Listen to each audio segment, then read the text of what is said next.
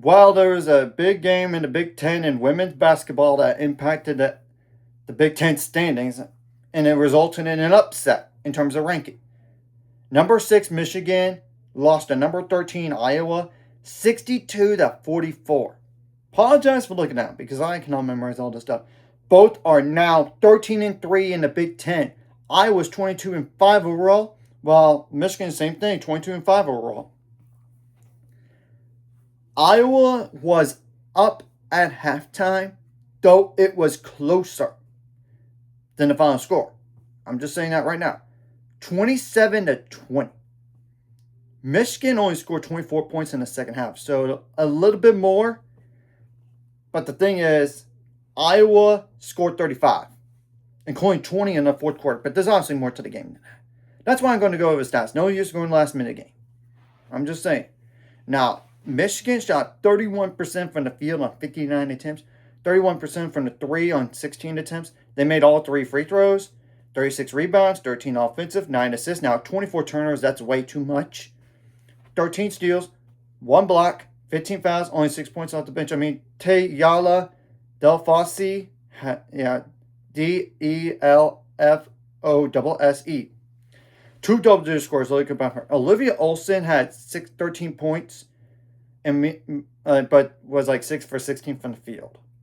While Mia Holloway had 11 points. But Scylla, 3 players scored 16 points in this game. I already kind of won over one of those. And Teyala already with 6. Scylla Swords, and she's usually a double-digit scorer. She had only 7 points in this game. 3 for 11 from the field. 1 for 6 on threes.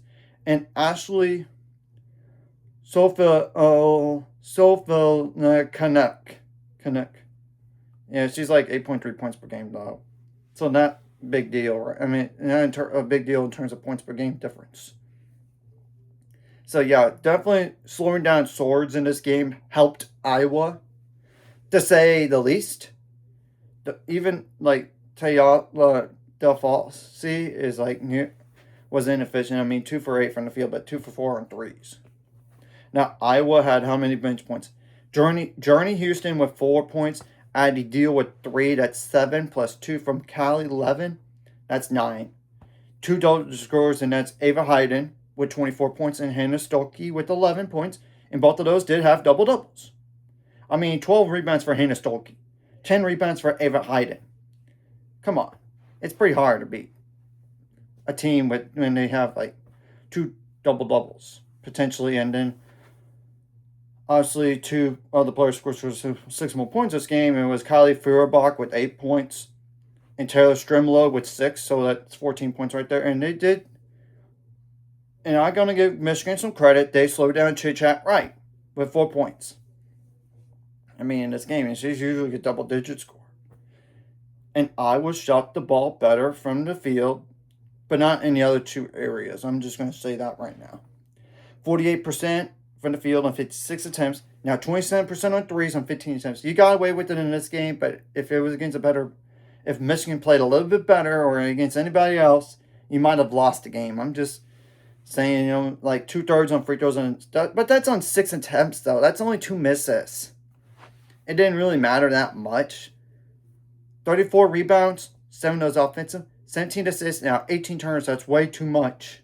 11 steals, 2 blocks, 13 fouls, so clearly it's just getting to the rack was probably the biggest difference in this game. Now we're going to go over the points out turnovers, points in the paint, and fast break points as well. Now, points out turnovers definitely favored Iowa in this game, 21-6. Same thing goes for the fast break points, 7-0. Points in the paint, Iowa dominated, 40-22. And I know Iowa's been down, like Taylor McCabe for the rest of the year with the 20 ACL.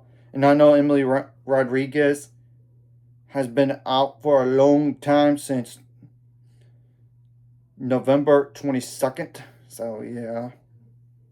Not exactly ideal to be down 2 potential rotate. Like, one of them was definitely a start. The other one was like a start, more like rotation, I believe. When you look at the stats for the year like a rotation player. Still though, you get the point. Well, what's the next? What's the remaining of the schedule besides the Big Ten tournament, of course? Well, Michigan, your next game won't be an easy one. It's against Ohio State on the road, February 25th. And Ohio State did bounce back today against USC after they lost to Minnesota earlier this week. Then you get to host Maryland at home, February 28th. That's it. No March games until the Big Ten tournament. Now, Iowa, you got to play against a really good Illinois team at home, February 26th. And then you got to go on the road to Wisconsin March 1st, and that would be an epitome of brutality in terms of a loss. It would be.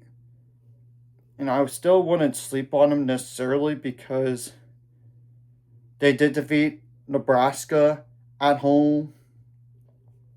So, anyways, if you like this content, hit the like, subscribe, and see you guys later. On the road to 8 unsubscribes. School's ultimate goal is 1,000 more. So, my month, this course live video. Comment video really helps YouTube algorithm. Some more people see us, and the video does help as well. Some more people could watch, and if you're watching and not subscribe, hit subscribe button, notification bell as well.